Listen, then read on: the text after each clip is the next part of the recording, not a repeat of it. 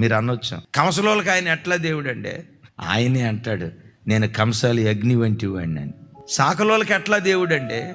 నేను చాకలి సబ్బు వంటి వాడిని అంటాడు.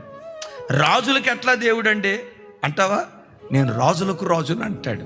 అయ్యో, బ్రాహ్మణులకి ఎట్లా దేవుడు అండి? యేసుక్రీస్తు ప్రధాన పూజారి, ప్రధాన యాజకుడు.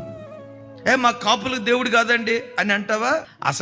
అసలు నంబర్ 1 కాపు యేసుక్రీస్తు వారు అంటాడు కదా, నేను నాటిన ద్రాక్ష తోటను దివారాత్రులు కాపాడుచున్నాను, కాపు కాయుచున్నాను. కాపులాయన మేము కమ్మోళ్ళం అండి, మాకు దేవుడు కాదంటావా?